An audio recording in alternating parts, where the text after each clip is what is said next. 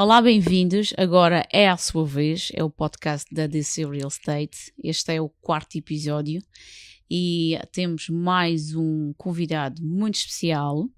É um consultor imobiliário daqui da KW Alfa Madeira. É um jovem com 23 anos, é alguém que muitos de vós que estão a ver este vídeo conhecem. É uma pessoa que tem muito sucesso, é uma pessoa que tem uma mentalidade incrível para a idade que tem e tenho a certeza que esta pessoa vai vos entregar algo muito bom. E sem mais demoras, apresento-vos Mário O'Brien. Mário, como estás? Obrigado pelo convite, a introdução foi espetacular. Eu olho para aquela câmara ali, eu olho para aquela do meio. Esta aqui. Ok. Desde já queria agradecer à Kátia e ao Diniz, não é? Pelo convite para vir para o podcast. Agora é a sua vez, que tem a sua piada, está tudo bem organizadinho e temos que dar valor a isso. Pronto, basicamente vamos ter uma conversa aqui do que é que eu fiz e o que é que eu não fiz. A Kátia tem as perguntas. Eu ainda não vi nenhuma das perguntas e até prefiro que seja assim. Também para vocês verem a resposta real às perguntas e não que nós dizemos em scripts que isso não é uma personalidade, aí uma pessoa não está a dar a resposta real. Força. Muito bem, Mário, eu quero te perguntar, e toda a gente já deve estar assim curiosa, quem é o Mário? Quem é o Mário O'Brien? O Mário O'Brien é um rapaz, não é? É um rapaz que, sei lá, é um rapaz novo, felizmente, e já não estou a ficar cada vez mais velho, mas pronto. Entrei na KW quando tinha 18 anos, fiz 18 e acho que foi logo 4, 5 meses depois de ter feito 18 que entrei na KW.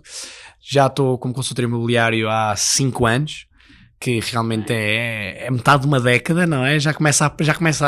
Eu antes não dizia há quanto tempo é que estava a imobiliar os clientes, hoje em dia às vezes digo, acho que estou nisto há 5 anos, que já realmente já é alguns aninhos, tempo, já há algum tempo. O Mário O'Brien é basicamente um rapaz divertido, comunicativo, gosta de falar, gosta também de ouvir, está sempre presente, gosta de trabalhar, gosta de fazer acontecer. Há muitas coisas que por trás de quem eu sou que eu gosto de apresentar como tal, não é? E nós sempre fazemos o melhor possível para atingir e manter o nosso nome o mais simples e também o mais aberto possível para as pessoas não pensarem que isto é um bicho de 7 cabeças. Sou um rapaz normal que teve uma infância um bocadinho mais difícil e que ao longo dessa infância mais difícil criei-me para me tornar, se calhar, num bom consultor imobiliário ou um dos melhores consultores imobiliários. E por falar em infância, que isso é um aspecto super importante, eu sei que muita gente quer saber essa parte, gosta de saber, como é que foi a tua infância? A minha infância foi boa ao início e continuo a achar, eu costumo dizer a toda a gente que eu acho que a minha infância foi boa, foi porreira, não foi má, porque eu por acaso vejo muitos vídeos de YouTube e há um youtuber que chama-se Kurt Casa, é um youtuber que vai a sítios tipo Colômbias, Bolívias, esses sítios, esses países muito fora daquilo que nós estamos habituados, e eu vejo a infância dessa gente lá. E quando vejo esse tipo de pessoas e as dificuldades que as pessoas passam, costumo dizer que eu tive uma infância espetacular, independentemente daquelas coisas que me pudessem acontecer. Eu costumo dizer que nós temos problemas, todos nós temos problemas, mas já há sempre alguém com problemas piores, por isso nós temos que estar gratos que não temos os piores problemas possíveis à data de hoje, aquilo que temos conhecimento. A minha infância, eu nasci na Madeira, o meu pai é inglês, a minha mãe é madeirense. O meu pai depois e a minha mãe separaram-se e eu fui para, na altura foi à Moreira, que é uma aldeia em Óbidos. Essa se querem, é o mais resumido, mas se querem é o mais longo, foi para a Moreira. Fui lá no meu 2º ano de escolaridade. Para mim foi um choque grande, porque além de as pessoas pensarem que a Madeira é um sítio pequeno, a Madeira não é um sítio pequeno, entre aspas, não é? Comparado àquilo que eu estou a falar, eu vim numa cidade, a minha mãe era do Funchal, meu pai também vivia no Funchal, e depois fui para uma aldeia que se calhar com 5.000 habitantes, acho que não tem mais que isso. E para mim foi um choque de passar de uma ilha tão grande para uma aldeia tão pequena. E entretanto depois também fui viver para outra aldeia que foi onde se calhar vivi aí a maior parte da minha vida, que foi para Alceira, também outra aldeia em Óbidos, no Castelo de Óbidos, para quem não sabe. E também foi um choque assim meio chato. E eu estive lá, a minha vida era boa, ia para a escola, jogava jogos no computador, não fazia nada especial, andava de bicicleta com uns amigos meus que conhecia lá também na aldeia, e foi basicamente isso, essa minha infância até aos 14, 15 anos. E depois é que a minha mãe e o meu antigo padrasto também separaram-se, e eu fui ver para as Caldas da Rainha, porque também é quando as escolas com o 10º ano, 11º e 12º são na cidade, que é uma cidade que chama-se as Caldas da Rainha. Fui para as Caldas da Rainha e foi aí que começou, neste caso, a minha parte mais difícil da infância, que a minha mãe tinha alguns problemas dela, não é? E nós discutimos muito, andámos sempre às turras verbalmente, e pronto, e eu também eu comecei a sair muito mais de casa, que antes eu, quando via na Oceira e na Amoreira, ficava muito em casa, jogava jogos. E tem mais uma coisa, quando a minha mãe começou a discutir muitas vezes comigo, aí já saía mais de casa, não queria estar tanto em casa. Claro. Aos 17 anos tivemos uma discussão muito grande, a minha mãe expulsou-me de casa. Expulsão de casa, eu acho que a minha mãe não me expulsou de casa, queria só pôr-me medo, não é? E expulsou-me de casa, e eu acho que levei muito a peito, o que é o meu orgulho, e pensei, tá bem, então achas que não? Porque basicamente eu vi aquilo como um desafio, que é se a minha mãe estava basicamente a dizer que se eu não te der casa e não te der comida, tu também não sei para onde é que tu vais, e eu levei isso como um desafio, e liguei a um amigo meu, fui ficar na casa de um amigo meu durante 1 mês, 2 meses, até me orientar o que é que estava a pensar em fazer. Também tinha o meu pai, que o meu pai era uma pessoa muito animada, é uma pessoa também é um bom amigo, se calhar em termos de pai pode não ter sido o melhor, mas também não foi o pior, não é? O que é. E eu não lhe pedi ajuda, mas perguntei-lhe se ele estava a ver, se ele neste caso ele estava a ver na Madeira, e que se eu fosse para a Madeira se me conseguia dar a um quarto, ou assim, e eu depois me orientava a minha vida. E ele tinha dito que me conseguia ajudar e que eu podia vir para a Madeira, e basicamente foi assim que começou. E a minha mãe, logo no dia que eu saí de casa, no próximo dia, daqui a 1 dia, 2 dias, ligou-me a dizer para eu voltar para casa, e eu neguei e disse que não voltava mais para casa. Disse, está bem, você tiraste de casa e agora vou à minha vida.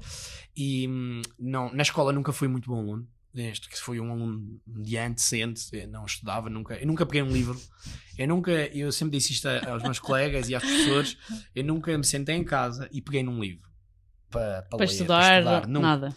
Porque não gostava mesmo nada, e eu sempre defendi que se eu não gosto de fazer uma coisa que eu não acho mesmo que me traga uma coisa para mim, e as pessoas dizem, Mário, Desligas-te, no fundo. sim, completamente. E eu acho que passares com 4 ou passares com 3 no 8º ano ou no 9º ano é completamente indiferente.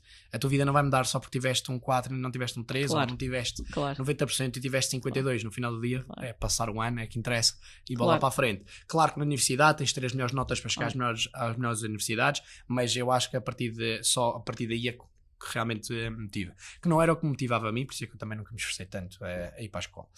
E quando saí, fui para a Madeira. Eu aterrei na Madeira no dia 26 de julho, que era no meu dia de anos, foi quando fiz 18 anos, e muito fui bom. Ver com o meu pai, e foi para mim um choque também grande, porque eu sempre pensei que o meu pai se safava-se muito bem, e quando cheguei à ilha percebi que não se safava-se tão bem.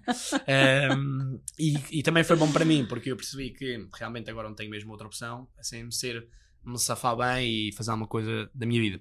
Eu fui dado a opção de ou ir para a escola ou ir trabalhar, e no final do dia as condições que eu vi que estava, eu acho que o meu pai não conseguiria tomar conta de mim durante muito tempo, e entretanto tivemos o Covid, não é? Que por acaso foi uma excelente escolha da minha parte de ir logo trabalhar. Foi um acontecimento assim muito pesado para mim e para as pessoas que trabalhavam comigo. Eu trabalhava no Savoy Palace, como foi o meu primeiro trabalho. Foi vender timeshare na rua, certo? Que é Vacation Club, um trabalho assim meio chato. Muito bom. E foi aí que comecei a minha vida de trabalho e comecei a ganhar algum dinheirinho, e entretanto foi basicamente isso. Agora posso prolongar mais, não sei se sabem que querem que eu continue a prolongar até o dia que entrei na KW, não sei se tu é que sabes. Não, podes falar um bocadinho, mas depois mais à frente depois nós falamos um pouco mais sobre isso. Força. Então, mas quando tu estás a falar, aquilo que eu percebo é que as vivências que tu tiveste com os teus pais foram, de certa forma, o que definiu quem é o Mário O'Brien no dia de hoje. Sim, eu diria que sim. Eu acho que sempre tive a guerra de ganhar dinheiro e de safar-me bem e ser independente e ter as minhas próprias coisas. Acho que sempre, antes de ter algum problema com os meus pais, sempre tive isso. Mas acho que isso impulsionou. Porque no final do dia, se não há opção para trás, somos obrigados a nos safar. E eu costumo dizer que quando alguém é obrigado a safar, safa-se. Porque claro, não há outra opção, é ter de safar e ponto final. E a situação com a minha mãe e com o meu pai, mais que a minha mãe, foi um impulso grande para eu ir, se for, neste caso, safar-me, foi à vida, basicamente. Por isso eu diria que sim. E os teus pais ainda estão vivos? A minha mãe faleceu, era isso que eu ia contar. A minha mãe faleceu quando eu tinha 18 anos também. A minha mãe depois entrou numa depressão, entre aspas, não é? E por causa de, não se sentia bem e não sei o que mais. E ela disse que queria vir para a Madeira. Depois disse à minha mãe que ia para a Madeira, como é óbvio, nós mantemos contacto. Claro. Não ficámos só chateados de um lado para o outro. Claro que eu estava chateado com aquela situação, ela estava chateada com aquela situação, mas no final do dia a minha mãe, e eu tenho que falar com ela, né? E eu disse-lhe a ela que ia para a Madeira, e ela disse, também se calhar vou, e largamos os dois a vida. Ela foi para a Madeira 2 meses depois de mim, e eu continuei a trabalhar. A minha mãe também foi trabalhar, que a minha mãe trabalhava para uma pessoa também muito bem sucedida, eu geria um condomínio no Bom Sucesso, e ganhava muito bem para aquilo que ouvimos falar. Que era a função, não? Sim, não exato, e tratava de um condomínio muito grande, e tinha pessoas muito, muito bem sucedidas à volta dela, e eu lembro-me de ir a uma casa que ela fazia a gestão e ajudava, era uma casa com sala de cinema, piscinas, lagos privados, eu pensei, esta vida é espetacular. Aquelas casas que toda a gente quer, não é? Eu adorava ter aquela casa. Aquilo é mesmo uma casa de sonho para muita gente, é muito sossegado, tem um campo de golfe ao lado, tens um mar ao lado, tens hipismo, eu acho que aquilo não se pode chatear ali muito, certeza. A minha mãe depois veio para a Madeira, e entretanto eu já estava a trabalhar no Savoy, e depois fui viver sozinho. Eu saí da casa dos meus pais, do meu pai, porque eu discuti com o meu pai, que o meu pai também não é. Nós discutíamos um pouco, ele também vivia com uma pessoa na altura, então éramos 3 num apartamento, e eu preferia, e o meu pai começou-me a pedir renda. Comecei a ganhar dinheiro, que eu até acho que foi bem, foi, não sei o que dizer. Talvez até não foi assim tão descabido, não é? Não foi descabido estar a pedir a renda, mas eu pensei, recebi o meu primeiro dinheiro, como deve ser, não é? E já vou esgotar tudo. Eu até acho que pode ter sido eu, inconscientemente, que ele não fez isso para me ensinar nada, e provavelmente que ele tenho a certeza que sim. Foi inconscientemente uma lição de vida, eu acho, que ele deu-me.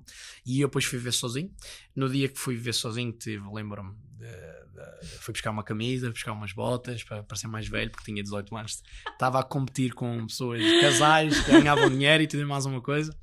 Fui alugar um T0 na altura, e foi aí que a minha mãe, que depois, quando tivemos o Covid, que eu tive alguns problemas de financeiros, porque eu ganhava um dinheiro consistente todos os meses, e basicamente do nada passei a ganhar 0 por causa do Covid. Eu recebia a comissão, eu não ganhava ordenado, era a comissão, e tivemos o Covid. Logo um mês depois do Covid a minha mãe faleceu por causa da pressão que teve, e comprimidos que ela tomava, e álcool, tive um ataque cardíaco, e faleceu. E foi um dia lixado para mim, como é óbvio, não é?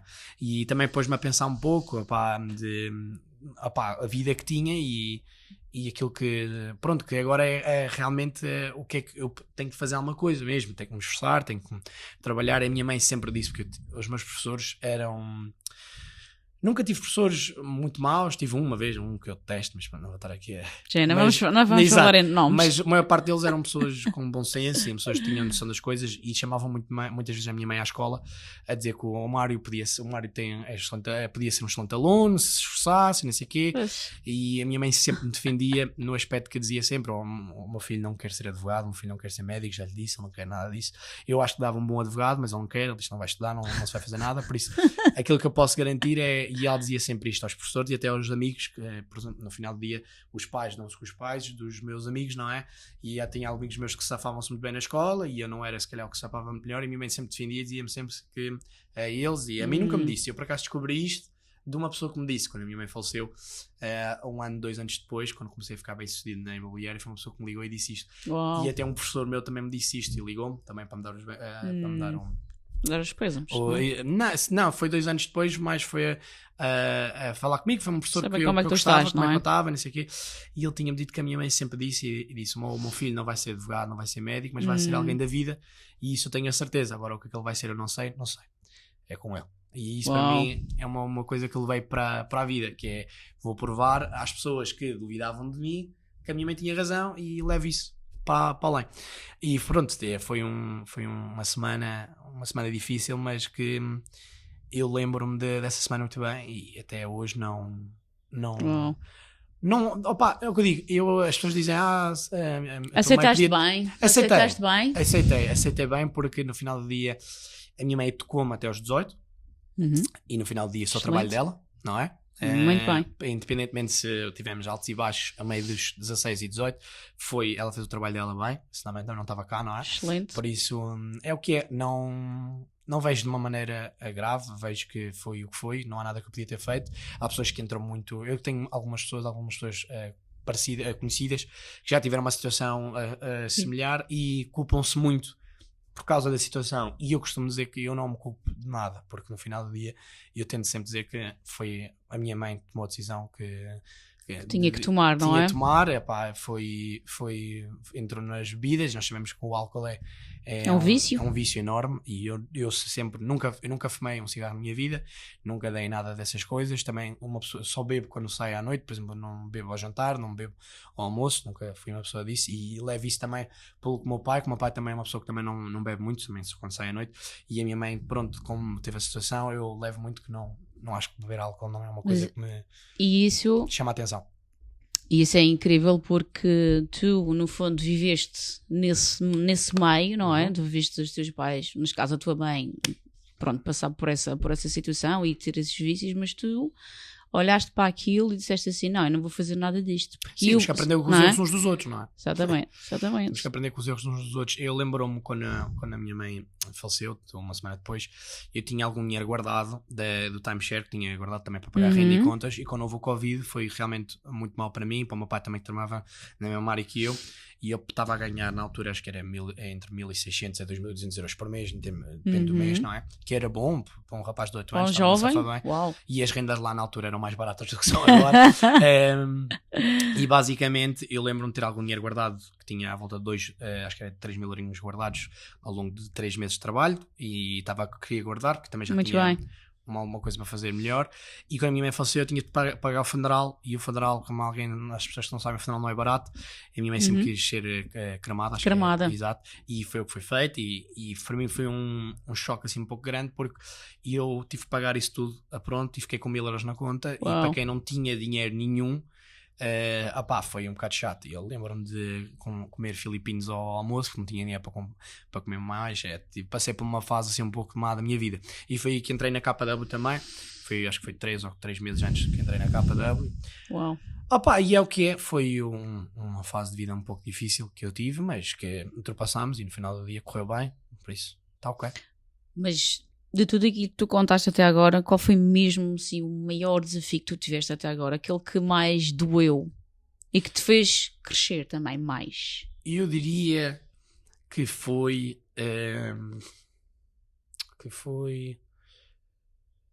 uma semana depois da minha mãe ter falecido. Foi quando eu entrei-me. A minha mãe tinha falecido, eu logo no segundo ou terceiro dia depois da minha mãe ter falecido, eu entrei também num bocadinho nos censos, porque nós deixamos as nossas emoções saírem, mas depois também temos que usar a nossa cabeça e não só o coração, de ver o que é que, deixa-me ver a situação onde eu estou neste momento. A minha mãe aconteceu isto, o meu pai está assim e eu estou assim, o que é que eu preciso me safar? Eu comecei muito sentei-me na mesa, peguei num papel e comecei a ver qual é que era o dinheiro que tinha na conta, quanto é que era a luz de vez em quando, quanto tempo é que tinha para aguentar, e foi realmente para mim o momento mais difícil da minha vida. Foi esse, porque eu lembro-me que estava a trabalhar na KW e eu estava a ouvir o Fábio, que é o nosso team leader, para quem não conhece.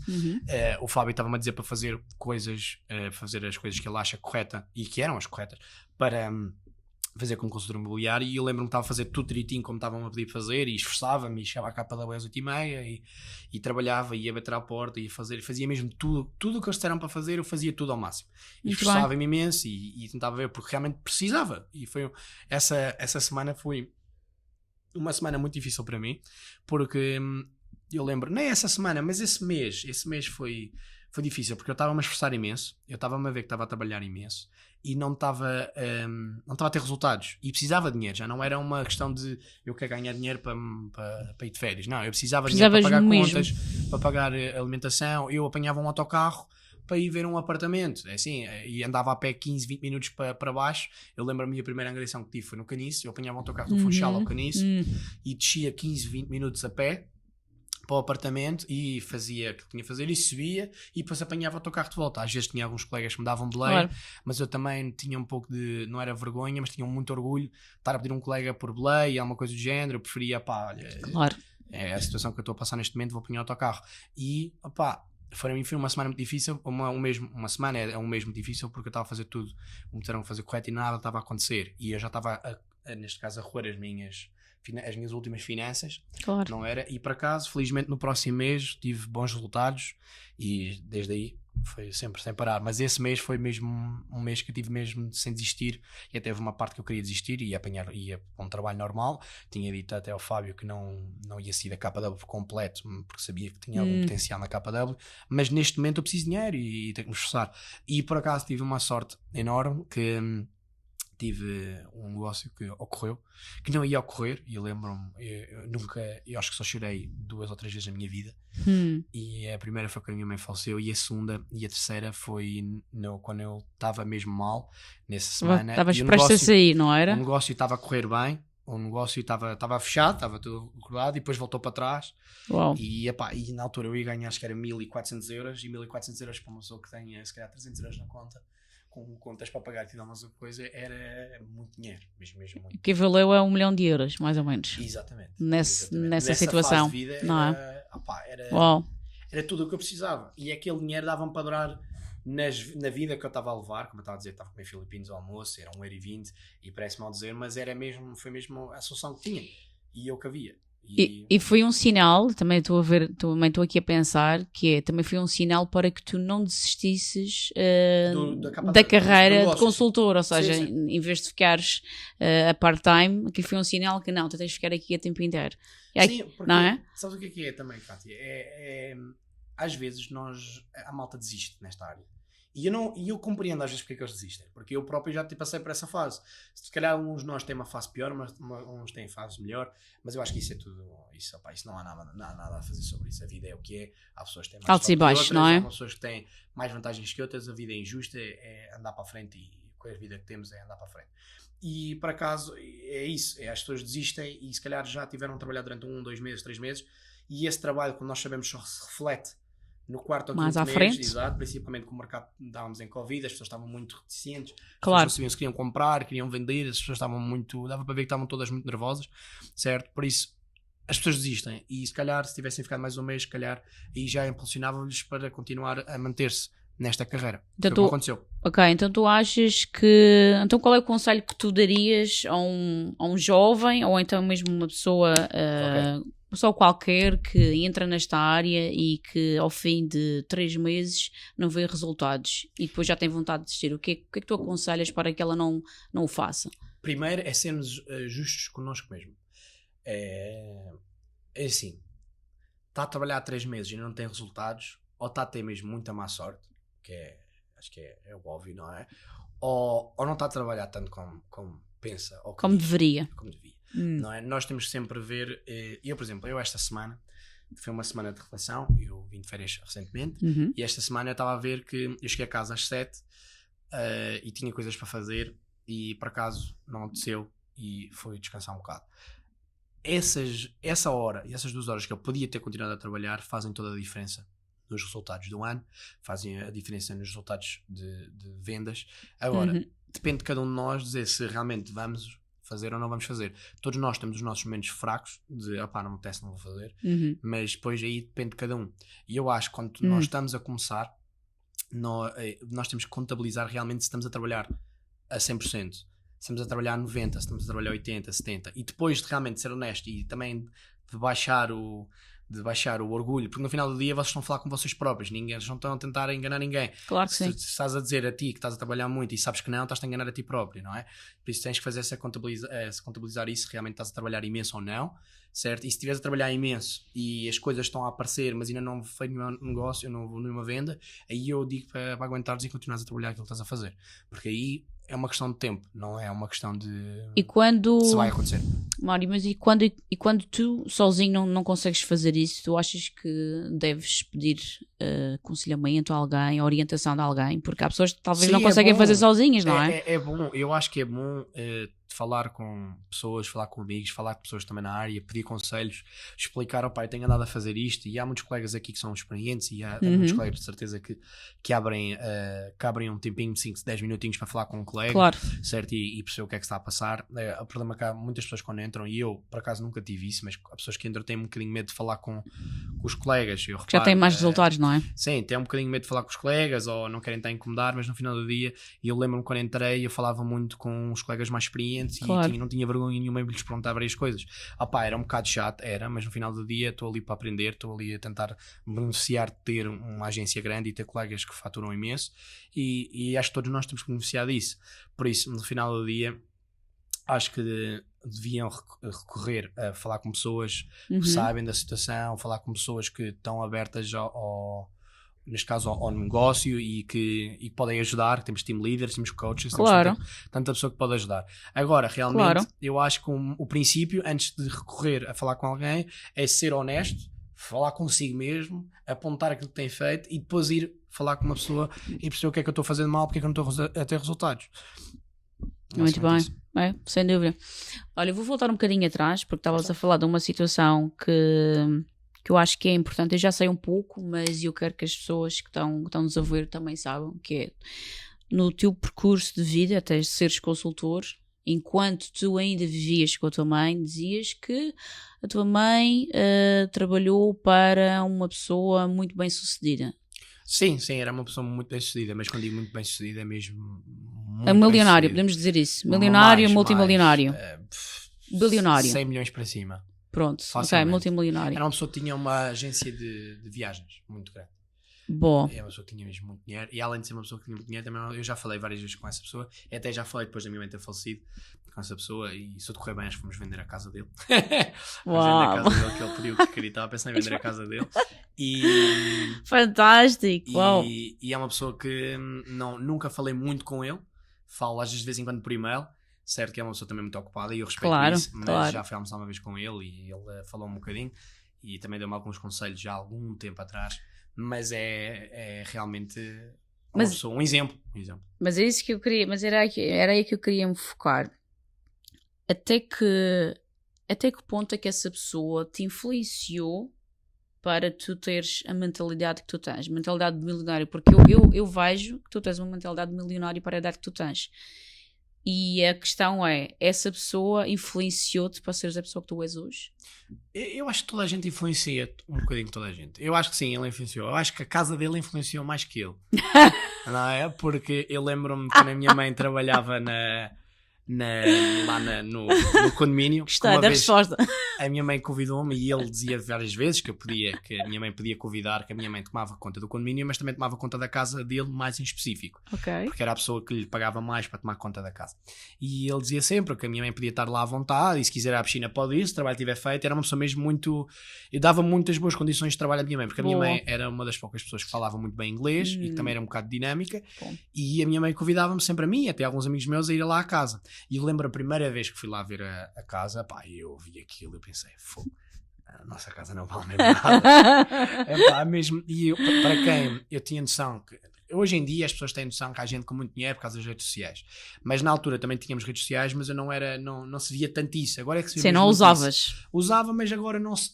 Não com um propósito, agora tens um propósito, exato, não é? Exato. Acho que antigamente, quando eu tinha 12, 13 anos, não me passou à cabeça o dinheiro, eu sempre quis fazer dinheiro, mas eu nunca fui aberto a essa porta. E eu lembro quando fui ver a casa, tinha um portão enorme, que eram 5 hectares de terreno na casa que tem, é uma coisa absurda. Tinha um lago da casa, e eu lembro a minha mãe dizer, isto é o lago da casa, e eu tipo...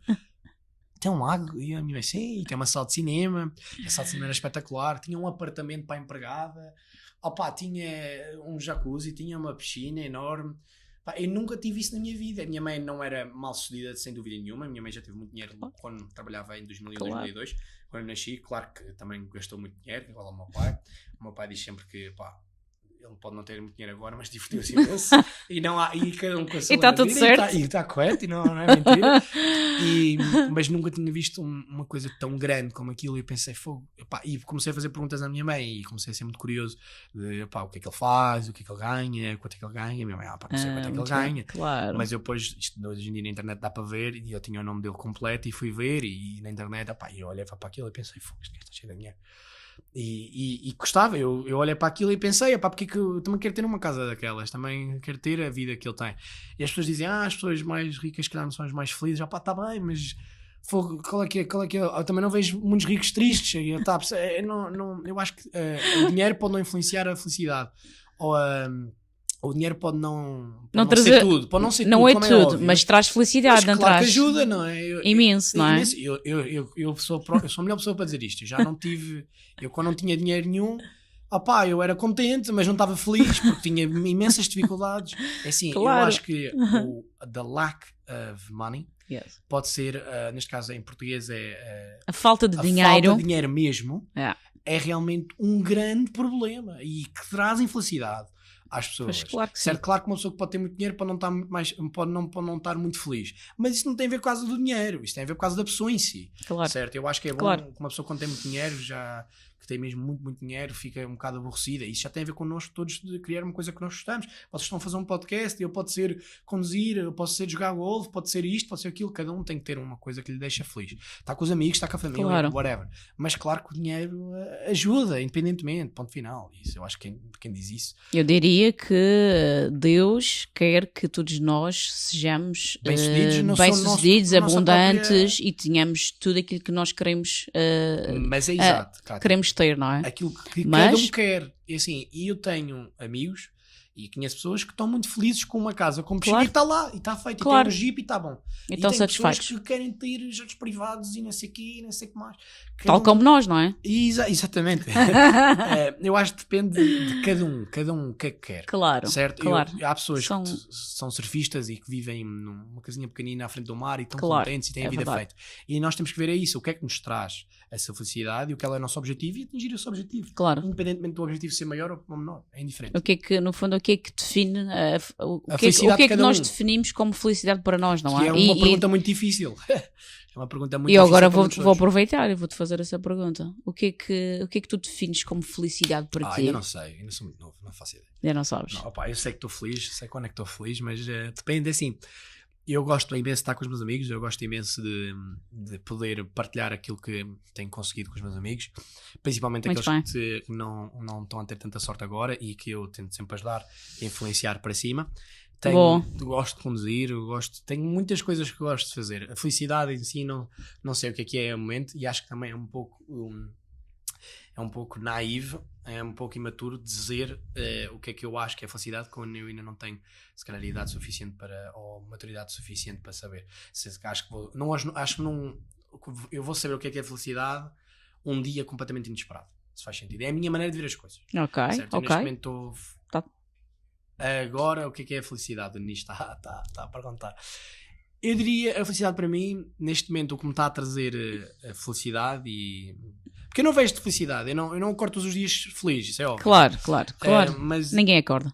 Eu diria, a felicidade para mim neste momento é realmente estar com quem eu gosto, não é? Fazer as coisas que eu quero, não estar preocupado com coisas que antigamente estava preocupado, poder ir viajar quando quiser, poder ir passear quando quiser, comprar um carro que sempre quis, fazer... assim, por exemplo, eu agora tenho andado a fazer, como vocês sabem, tenho que fazer também um bocado de projetos meus, também comprar uma casa, fazer um projeto bonito e vender, e isso por acaso trouxe-me... Ou seja, tu agora também és investidor. Como é que é aquela palavra carinha? É property developer. Promoter. Uau! Mas de coisas pequeninas. Mas é assim que se começa. Sim, é assim, aquela casa que não é?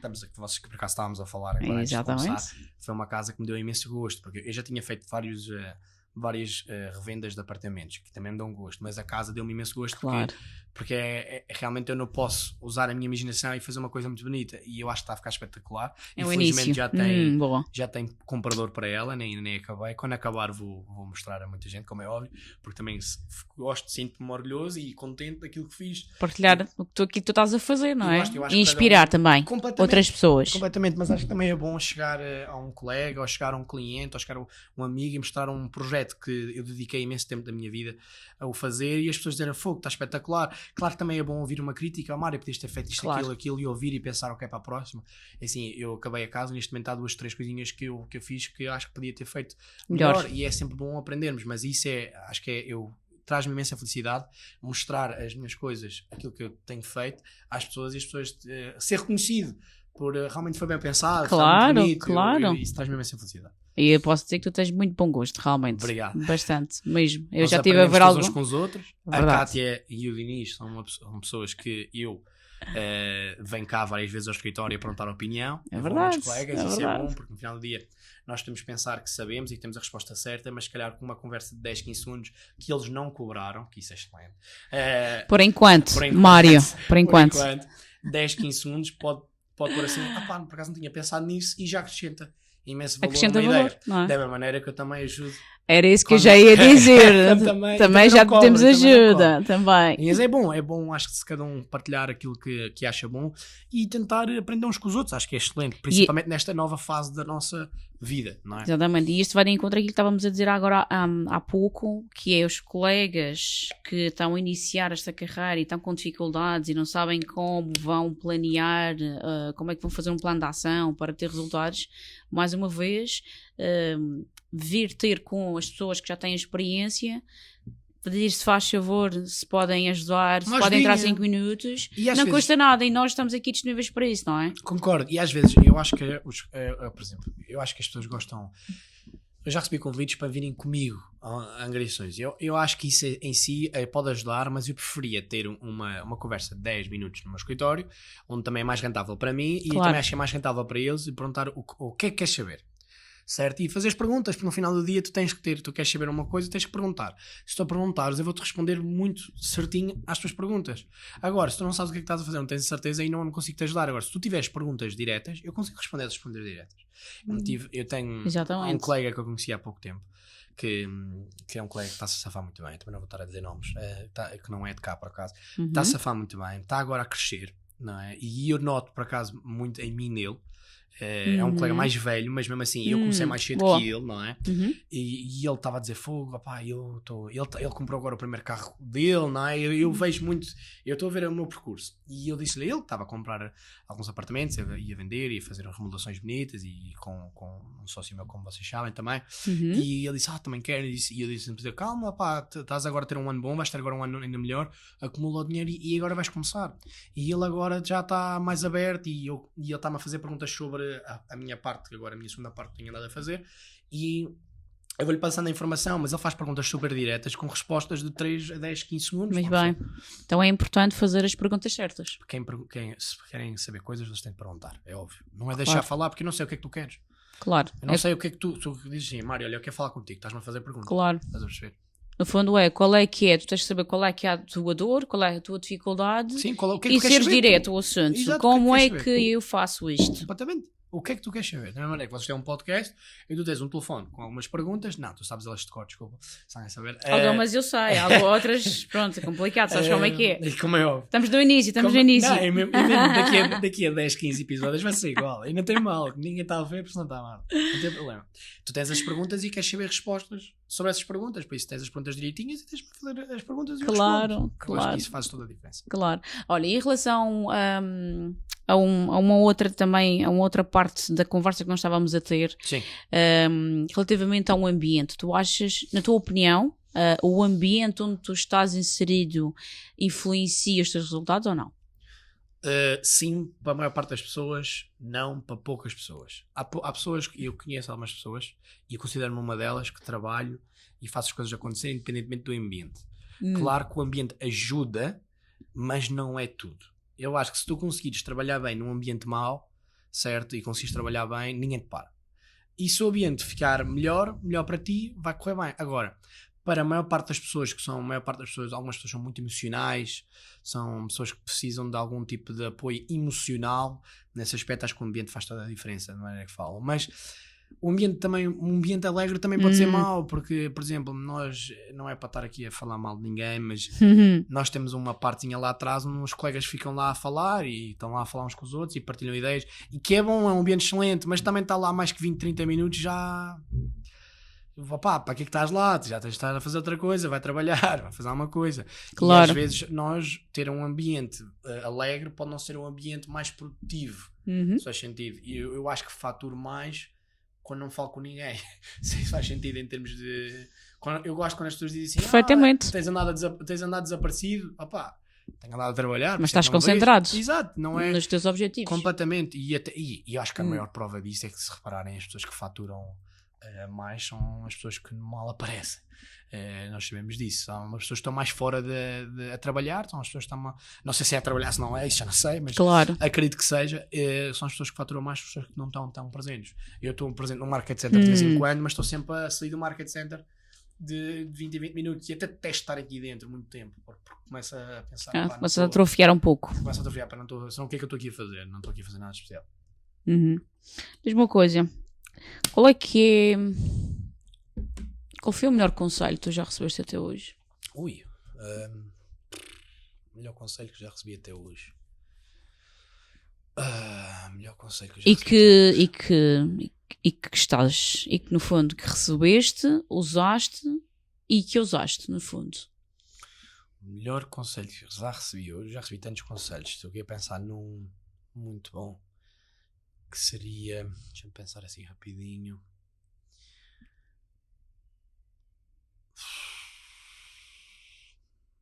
Eu diria que o melhor conselho que já recebi foi de um cliente meu que disse-me a mim, que virou-se para mim e disse assim: Mário, tu estás a safar bem, mas quanto dinheiro é que tu ganhas realmente? E eu comecei, não percebo.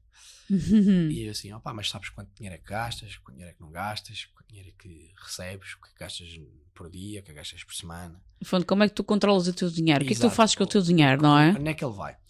E ele disse-me assim: sabes que se nós, um rendimento passivo anual bom, quem está aqui, consultores que estão presentes, seria o quê? 10%, não é? 10% já é uma rentabilidade boa. Se vocês arranjarem um prédio de 1 milhão que ganhe 10% por ano, nós arranjamos 50 fantástico. compradores. É fantástico, não é? Claro. Há muita gente com dinheiro na Madeira, para quem não sabe, não é? O que é que acontece? Ele dizia-me: então, diz-me uma coisa, tu para teres uma vida espetacular, vamos imaginar que tens que gastar 5, 10, 15, whatever, mil euros. Por isso, quanto dinheiro é que tu tens de estar a fazer, quanto dinheiro é que tens que ter como proprietário, não é?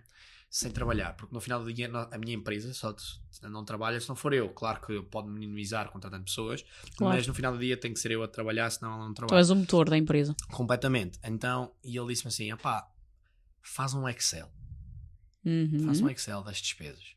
E isto é uma coisa que agora na KW já toda a gente sabe, e por acaso a mim foi passado por um cliente, mas eu sei de consultores também o fazem, e eu também já mostrei no Excel. E quem conhece o Michael, que é uma pessoa que trabalha aqui, eu falo com o Michael todos os meses para me fazer um Excel diferente, para uma coisa diferente, com fórmulas e tudo direitinho.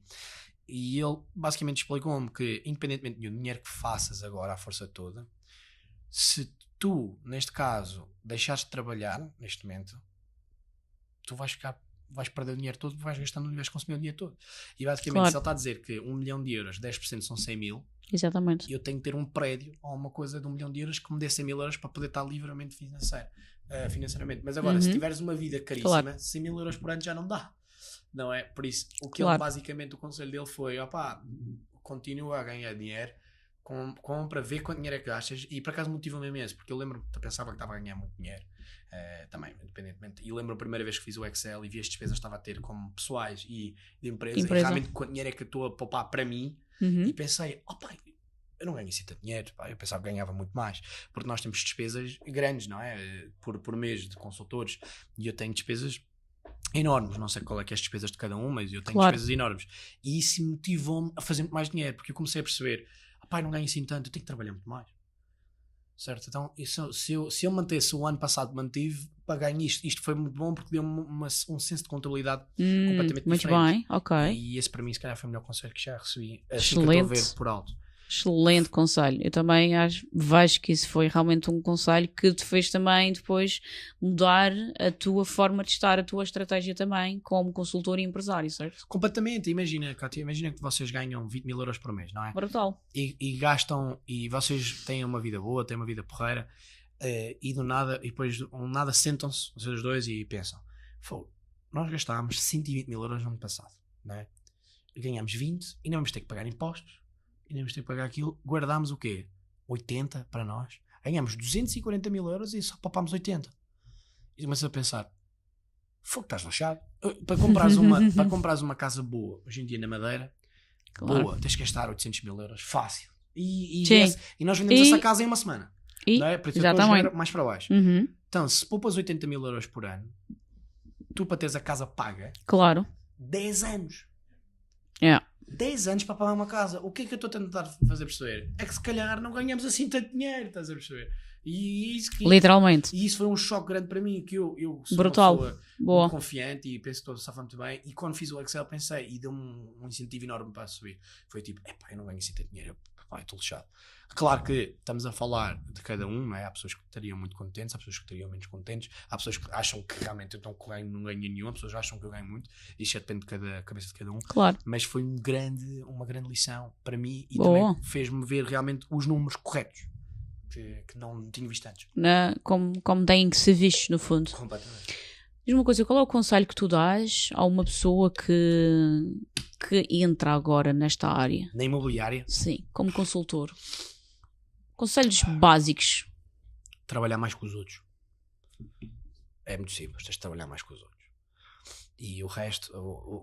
Desculpa, tu disseste, trabalhar mais que os outros, trabalhar mais que os outros. Assim, boa. Vamos imaginar que está aqui o Mário, aqui ao meu lado esquerdo. E o Mário acabou de entrar e está aqui o Mário ao lado direito, que já está nisto há 5 anos. É como é óbvio que eu já recebo pessoas a me ligarem. Mário, claro. Tenho uma casa, já ouvi falar bem do seu trabalho, posso ir ter consigo, pode vir aqui a casa, estou a pensar. Eu já tive clientes que disseram-me a mim, Mário, olha, eu quero lhe pôr a casa à venda. Sim, fácil, não tive-me discutir, não é? Mas claro que no início, o Mário da esquerda nunca na vida vai ter isso, não vai. Claro. E mesmo se for um familiar, até são os piores às vezes, porque se exigem muito e são chatos e não confiança, não sei o quê. Por isso, esse Mário da esquerda tem que trabalhar o dobro que eu para chegar perto, nem para se safar bem, porque depois, claro, que ele também vai ter aquilo que eu vou ter, mas eu demorei 4 anos, neste caso, há 5 anos para ter estes para começares partes mais fáceis, não é? Mais fáceis, eu diria que é mais simples e é mais fácil, sim, eu vou dizer mais fácil, eu acho que é mais fácil para ele, por isso. E eu quando entrei, eu lembro-me de ver pessoas que trabalhavam das 9 às 5 e trabalhavam e às vezes não faziam muita coisa e ficavam ali a descansar, e eu pensei, como é que eu vou trabalhar mais que eles? O Mário da esquerda tem que trabalhar mais que o Mário da direita para sequer ter uma hipótese. Para ter uma hipótese, não tem hipótese. Se não trabalhar mais que eu, não tem hipótese. Trabalhar o mesmo que eu pode safar, mas nunca vai faturar muito, porque as pessoas que já estão nisto há muito tempo não têm que estar a trabalhar tanto como as pessoas que estão há pouco que inicia. Para faturar mais, certo? Porque eles não têm as referências que nós recebemos. Claro. E eu me lembro-me quando entrava e eu vi o Ricardo Jorge quando entrei, para mim era uma das referências, era das não é? referências. Eu ganhava bem, o António Lira também, e eu lembro-me de ver eles os dois, e eles trabalhavam, mas eles não trabalhavam mais que eu. Não, eu lembro-me de ver eles no escritório, ver eles a trabalhar, e eles recebiam muitas referências, e as pessoas diziam, mas o Ricardo Jorge recebe referências. Mas o Ricardo já estava nisto há 15 anos, claro. Ele já trabalhou o que tinha a trabalhar, ele já passou aquele problema que teve, ele agora está ok, as pessoas já sabem que ele é uma pessoa profissional, os líderes vêm ter com ele, certo? Claro. E para quem está a começar não é bem assim, por isso nós temos que trabalhar mais com os que estão em cima. E eu acho que se trabalhares mais, e hoje em dia, em 2025, já não é só trabalhar muito, trabalhar muito e também usar um pouco da cabeça, que também faz a sua diferença, mas usar a cabeça é basicamente ver o que é que os outros estão a fazer e tentar fazer melhor, ponto final. Mas diz uma coisa, em termos de tecnologia, a tecnologia há 5 anos atrás não estava tão avançada como está agora. Achas que a tecnologia agora, para quem começa esta carreira, consegue ajudar, consegue dar um empurrãozinho? Amplia. Ou seja, Agora, pode fazer toda a diferença, como pode também não fazer diferença. Agora, o problema é que é da tecnologia dos talvez vídeos... o como, não é? Talvez Exato. como é feito. Sim, para fazer vídeos é caro. Vocês olham aqui para este estúdio não é barato. E para quem está a começar, não tem esse poder financeiro, não tem essa capacidade. Como é que faz? É trabalhar uns métodos antigos e usar o telefone e tentar fazer alguma coisa sobre isso. É tentar, é jogar, e depois o que acontece? Um erro grande que eu fiz. Usar a sua lista telefónica. Usar o telefone para gravar e tentar fazer uma coisa possível, tentar fazer o melhor que consegue. Ok. É melhor fazer uma coisa do que não fazer nada. Eu considero isso.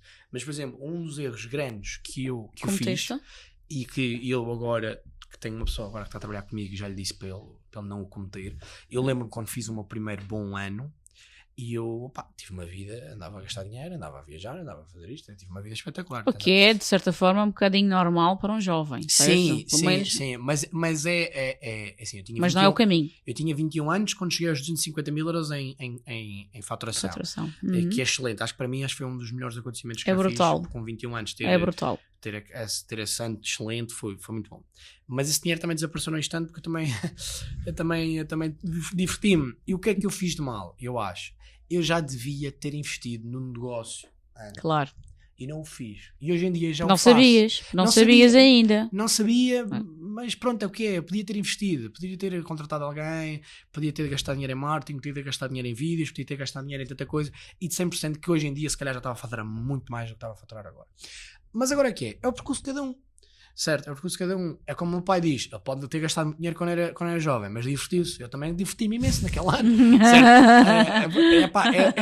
É medir o que é que significa. Agora, eu estou a dar o meu conselho para se quiseres claro, mais. Exatamente. E ele, por exemplo, e o rapaz está a trabalhar comigo agora, já lhe passei essa informação e ele acha que se tudo correr bem vai fazer agora uma venda e ele disse-me, olha, eu fiz a venda, agora já tenho dinheiro, já vou gastar em vídeos. Logo, nem foi boa. Nem foi, não, vou gastar vamos jantar, vamos viajar, ou isso. Ele disse logo, com aquele dinheiro, já investir. Fazer 5, 6 vídeos, e ele ia fazer as contas, pois ele já está todo, e eu passei-lhe essa informação, ele captou e ele agora vai fazer isso. Agora, se ele vai fazer ou não vai, é outra questão.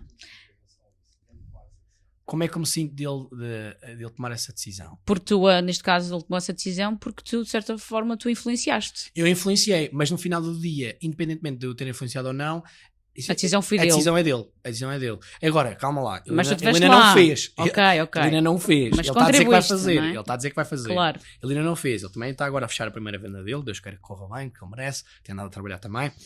E se ele fizer, vai-lhe só impulsionar o negócio. Claro. Certo? É assim, claro que, imagina, ele tem uma pessoa que tem uma família bem estável, tem as coisas pagas, não precisa estar a gastar dinheiro para, como eu tinha rendas e isso tudo. E eu disse-lhe a ele, isso é uma vantagem. Claro. Isso é uma vantagem. Tu usas o dinheiro que estás a ganhar e investes para ganhar mais. Porque tu não tens que pagar contas. Então podes ajudar os teus pais, mas não tens que pagar contas. Exato. Mário, então, um dos teus conselhos para quem está a trabalhar como consultor imobiliário é investir em marketing. É investir em o que for, é investir no negócio. Eu dizia marketing, eu dizia mais coisas, tu achas que é importante? Eu dizia marketing, arranjar uma pessoa a trabalhar com ele, mas também depende, depois é o que eu digo, depende de cada um quanto é que está a faturar e quanto, porque também no final do dia temos que fazer as contas, há pessoas que têm despesas para pagar, pessoas que não têm despesas para pagar, sabemos como é que funciona, não é? Eu diria marketing, arranjar uma pessoa, eu diria... O mais importante também é investir em vídeos, também investir em boas fotografias, investir numa boa placa, investir num bom design, investir em tanta coisa que se pode fazer, não é? Tanta coisa. Depois cada um tem que usar o seu próprio método e o que lhe sente-se bem em fazer. Eu acho que faz todo sentido quando tivermos em vez de pegar 10 mil euros e gastar 5 e manter 5 e gastar 5 mil euros em coisas que não fazem sentido, pega nos 10 mil euros, gasta 5 a investir e fica com 5. Basicamente é isso. Qual é o hábito pessoal que tu consideras fundamental para o teu sucesso? O hábito. Um hábito. Só para acordar cedo. Boa. Eu acho que é uma coisa. Que horas é que tu acordas? Que horas é que tu acordas, Mário? Das segundas, quartas e sextas, acordo às 7h10, só para ir ao ginásio. Apesar de ninguém estar a dizer que eu estou forte. Mas vais ao ginásio. Tenho ido ao ginásio já há um mês, tenho andado a focar nessa parte. Estás um plano agora? Tenho um PT, vou lá, 7h10, 7h30 começo o treino, acabo o treino às 8h30, vou Eu vou a casa, tomo banho, chego às 9, 9h10. Dos outros dias, acordo às 8, tomo banho, apareço aqui ao escritório às 9, 8h45. Mas acho que é uma coisa tão simples. Parece que é mau, mas as pessoas dizem acordar cedo, até a gente acorda cedo. Mas na nossa área é muito fácil ficar a olhar para o teto. É mesmo muito fácil. E eu estou a dizer isto porque também já experienciei isso. Eu, no primeiro ou segundo ano, quando já tinha tido algum dinheiro, havia vezes que não me dizia a capa dele e não ia. Ficava em casa, olhar para o teto um bocado. É assim, acordar cedo e ir para o escritório faz a diferença. Porque se tu já saíste da cama e já estás no teu conforto de trabalho, já é muito difícil ir para casa e não fazeres nada. Claro. Agora, se tu acordas e ficas mais de 40 minutos ali ao telefone ou a ver televisão, whatever, já foste. Vais ficar ali mais um tempinho, vais demorar mais tempo. E não é fácil, porque principalmente para um jovem que se não tiver muitas responsabilidades para tomar, se estiver confortável, essa é a parte correta. Olha, se tivesses um megafone e tivesses 30 segundos para falar algo ao mundo, o que é que tu dirias? Um megafone dizer alguma coisa ao mundo. Em 30 segundos. Compre e vende na Madeira com o Mário O'Brien. Temos casas espetaculares para si. 934 776 871. É preciso ter muita lata. Está a andar. Não é? És mesmo fora da caixa, Mário. Fantástico. O que eu vou dizer? Vou fazer aquilo que me controla. Se eu disser o que por favor, claro que há assuntos muito mais graves no mundo para falar. Mas no final do dia, se eu falar, as pessoas não vão fazer, não há nada que eu possa fazer sobre isso. Muito bom, muito bom. Mais vale-me cativar a mim, depois com aquilo que eu fizer, posso ajudar outras pessoas. Mário, como é que tu vês o imobiliário daqui a 5 anos? Na Madeira ou no mundo? Na Madeira. Para começar, na Madeira. Mais dinâmico. As pessoas estão a começar a aprender. Eu acho que a maior parte de, se repararem, está a ficar cada vez mais competitivo. Nós temos há uma frase que se diz em Nova York, Wall Street, essas coisas todas, que é quando sabes que tens de vender um stock, quando o taxista está a comprar o stock, não é? Temos que vender uma ação quando não sabemos que o taxista está a comprar a ação. E nós na imobiliária eu costumo dizer, sabemos que está mal, não é que está mal, que está a haver muita competitividade quando temos consultores imobiliários a comprar e a vender. E a pensar em fazer projetos e não sei o quê. E não sei verdade. Quer dizer que é muito dinheiro aí a passear. Mas isso, o que é que influenciona também? Por exemplo, vocês é um mercado que vocês também conhecem. A Calheta, não é? A Calheta, eu gosto muito da Calheta. Tenho um grande amigo meu lá da Calheta, que vocês também conhecem, não é? O Filipe. E eu gosto da Calheta. A minha irmã comprou uma casa na Calheta. A minha irmã vive na Calheta. Agora vai voltar para o país dela. Mas no final do dia, a Calheta é um sítio espetacular. E eu acho que e não é para falar, mas é verdade, Eu acho que o que se faz na Calheta em termos de casas é muito fraco para aquilo que se está a pedir em termos de valores. E o que acontece? Vai haver pessoas de fora que já são mais viajadas, claro, têm mais conhecimento e mais design dentro deles e vão fazer uma coisa que gastam se calhar mais 50 a 100, porque nós sabemos que os acabamentos são 50 a 100 mil euros de diferença, não é? Que conseguem fazer uma casa 20 vezes melhor e conseguem vender pelo mesmo preço. Completamente. E vão ser completamente destruídos. Claro. Certo? E as pessoas têm que adaptar às coisas novas e têm que pensar um bocadinho fora da caixa e não fazer só uma coisa normal. E eu acho que isso vai começar a acontecer. Acho que vamos começar a ver imobiliário, vamos começar a ver casas e construções muito mais bonitas do que aquilo que víamos antes. E eu acho que isso é bom também para a ilha, porque no final do dia nós não conseguimos vender. Se vocês querem pedir um valor altíssimo por uma coisa, também têm que fazer uma coisa diferente que outros. Claro. Se forem tudo igual, as pessoas, só se o mercado continuar a subir, no final do dia quem vai conseguir vender é uma pessoa que fizer uma coisa diferente. Claro.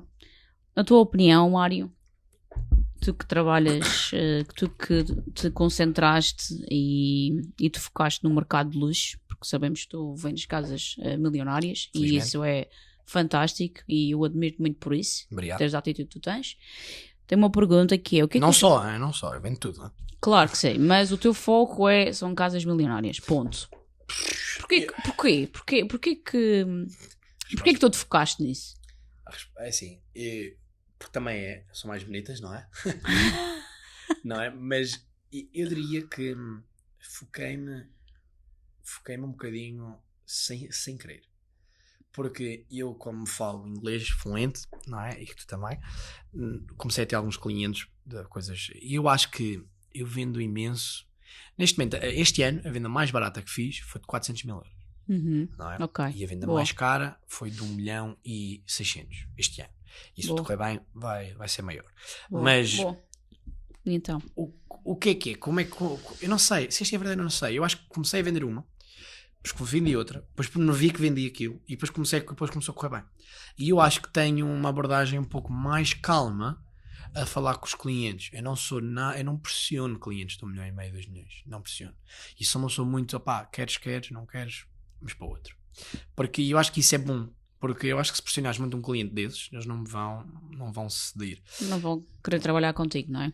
Não vão. É bom ir atrás deles e tentar-lhes mostrar uma coisa boa.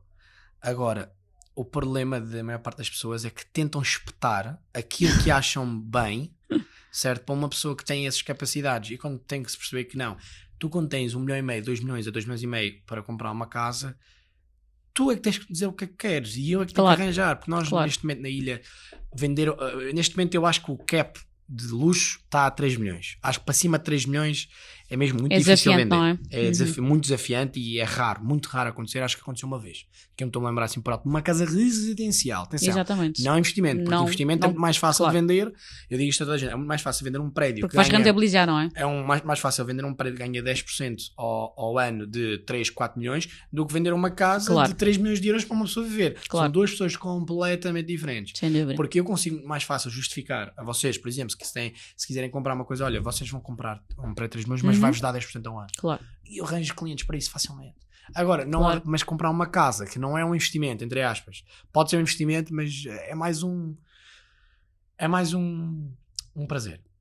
Claro. Ter uma casa de 3 milhões de euros para viver não é um excelente investimento, como é óbvio, não é? Há coisas que ganham mais dinheiro que isso, mas é mais um prazer ter uma casa. É um estado de espírito que a pessoa já se encontra e que se dá... E quer uma casa daquela. E que quer mesmo viver essa vida, não é? Exatamente. Por isso é muito mais difícil. E eu diria que essas pessoas são muito exigentes e as pessoas às vezes desistem deles facilmente ou porque não acreditam, e acho que o mais importante também é ter as angariações. Eu tenho muitas angariações dessas, tenho 3 ou 4 em exclusivo, e tento trabalhar o melhor possível e realmente corre bem, e trabalhar em exclusivo uma propriedade dessas acho que faz toda a diferença com quem for entregue, porque o trabalho está a ser feito com calma, demonstra também confiança ao comprador, e eu acho que quando tem muitos agentes eles comem-se muitos uns aos outros e afugentam os compradores para fora. E os compradores ficam, não quer nada disto. Porque sentem-se mal. Eu acho que uma pessoa que tem esse dinheiro é muito fácil, é uma pessoa muito dinâmica, é fácil de passar para outra coisa. Claro. Ele pode perder o interesse muito rápido. E se tu criares uma energia negativa, por exemplo, eu outro dia te fiz uma visita com um cliente, não vou estar a dizer nomes, não é? Também por acaso não foi aqui da agência. E certo. Que uma casa de 2 milhões e 700, onde o colega virou-se para mim, já tenho visitas para acontecer, a tentar pressionar o meu cliente, e o meu cliente uma pessoa dessas não vai se sentir pressionada, porque a casa já está à venda há 4 meses, não se vende uma casa daqueles valores todos os dias, e tu vais estar a dizer a um cliente, acho que é o pior erro que podes fazer, dizer que tens visitas para fazer. Eu não tenho visitas, eu quando tenho clientes, os clientes às vezes perguntam-me, e eu digo, neste momento não tenho nada, tenho um e-mail de um cliente, estamos a falar sobre coisas, mas nada de especial. Não tento criar essa pressão, estás a perceber, de só tentar fechar negócio, acho que não é por aí. Claro que não. E qual é que é a diferença entre trabalhar com o proprietário de uma casa de, sei lá, 500 mil euros? Normalmente... Mas 500 mil euros já é dinheiro. Já é. Mas a diferença, então vamos voltar um bocadinho atrás. A diferença entre trabalhar com um proprietário de uma casa de 300 mil euros e um proprietário de uma casa de 3 milhões ou 2 milhões. Existe diferença, na tua opinião, em termos... de quê? Mentalidade? Depende, deixa-me fazer uma pergunta. A pessoa que tem a casa de 3 milhões é construtora e faz isso de trabalho, por exemplo, uma pessoa que constrói uma casa nova para vender, ou é uma pessoa que viveu naquela casa e aquela casa é dele e ele quer vender? Aquela casa é dele, ele quer vender. É completamente diferente. Somos duas pessoas muito mais exigentes. São mais exigentes, são pessoas que tens de ter imenso cuidado daquilo que dizes, porque são pessoas muito bem. São pessoas que tens que transmitir uma confiança completamente de fora do normal, e eu acho que o mais importante é dizeres que não, porque saber dizer que não. saber também dar a confiança e dizer: eu não aceito isto, este valor eu não aceito. Porque eu acho que os clientes que têm esses valores, além de serem pessoas também muito orgulhosas, estão habituadas as pessoas, os consultores e o que for, a dizer o que eles querem ouvir para pôr à venda. Claro, claro. E eu acho que tu teres uma posição firme e mostrares porquê exatamente e dizes que não, as pessoas respeitam, os clientes respeitam, os clientes que têm e os de 300 mil euros, que também já foi um mercado que eu trabalhei imenso, são pessoas mais calmas, mais alegres. Epá, Mário, pá, confio em ti, não sei o quê, claro. em ti, não sei o que mais. Claro. Ajuda é mais fácil e também porque tu podes abusar um bocadinho são pessoas um pouco mais impacientes, os 300 mil porque querem vender, não é? Mas também é uma pessoa que tu consegues despachar rápido porque é um produto que se vende mais rápido também, automaticamente. A 3 milhões tu tens que falar com ele com calma, explicar-lhe que não é uma casa que se vende todos os dias, e isso é o que é mais exigência. Eles querem vender, são pessoas que querem tudo para amanhã, certo? E para ter os valores que querem não é fácil. Não é fácil. Diz-me uma coisa, o que é que os clientes, na tua opinião, ao longo deste percurso, que já lá vão 5 anos, o que é que os clientes procuravam antes e agora o que é que elas procuram? Qual é a diferença? Desculpa, o quê? Sobre o quê? Em termos de imobiliário, o que é que elas, no fundo, o que é que elas... no fundo é a exigência das pessoas, dos clientes? Depende dá-me um exemplo de um valor. Uma pessoa que vai comprar uma casa de, sei lá, de 2 milhões, o que é que ela procura naquela... O que é que ela procura? Depende de cada um, mas eu acho que qualquer um que queira comprar uma casa de 2 milhões quer uma coisa única, quer sentir-se especial. A verdade é essa. Quer ter uma coisa que ninguém tem e que na Madeira está a ficar cada vez mais difícil. Porque para termos uma coisa que ninguém tem, temos que pagar imenso dinheiro. Mas eu diria que depende também do cliente.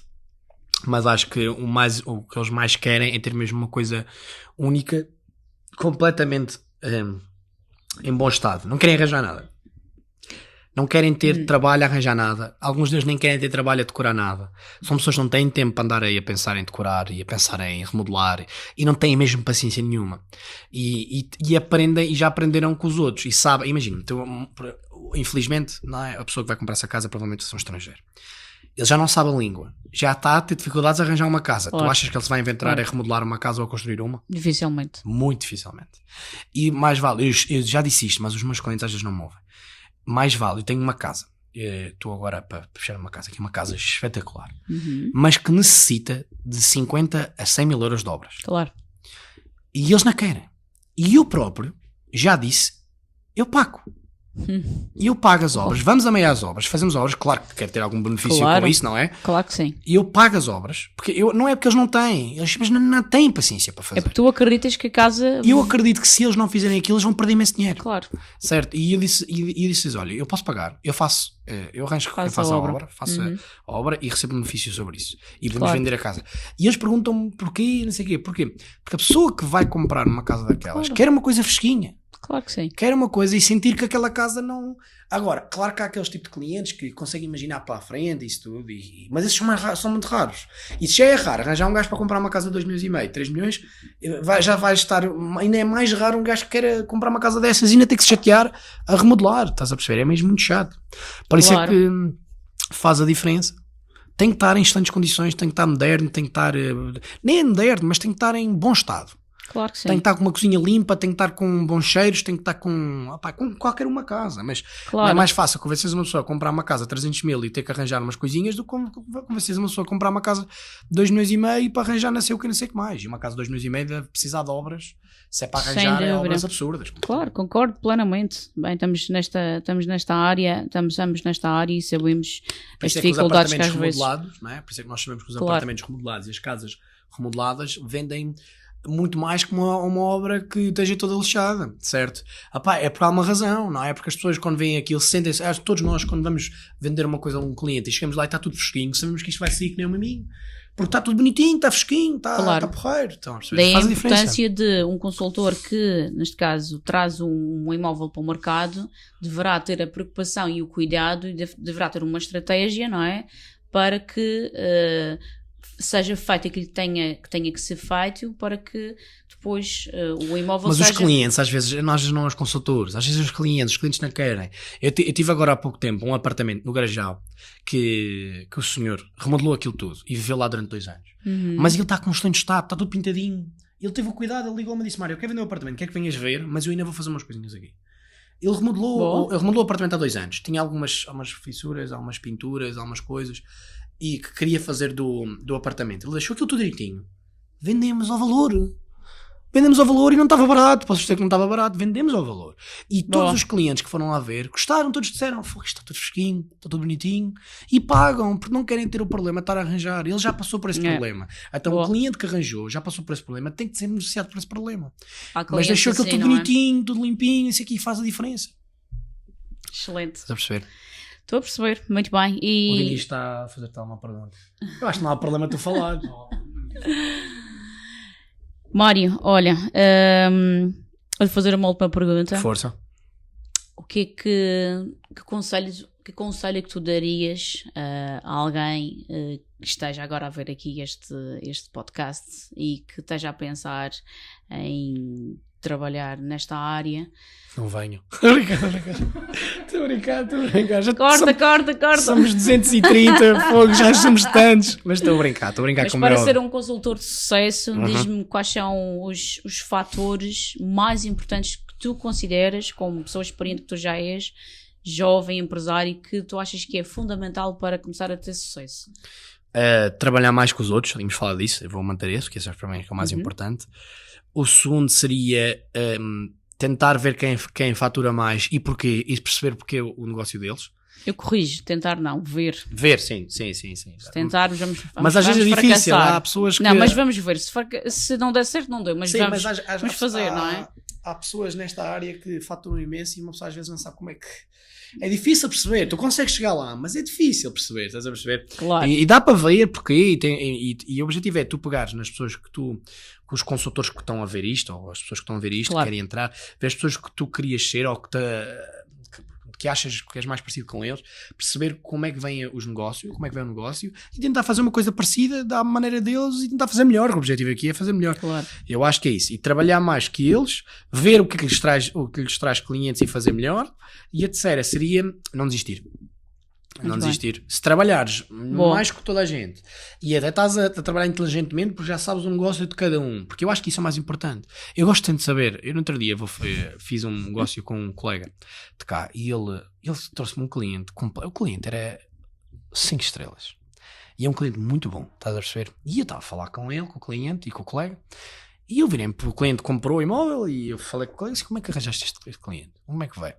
Claro que ele pode também mentir, não é? E ocultar o negócio dele, não é? Eu não sei se ele disse a verdade ou não disse, mas ele disse-me como é que foi. E eu pensei, eu nunca pensei nisso, eu começar a fazer isso.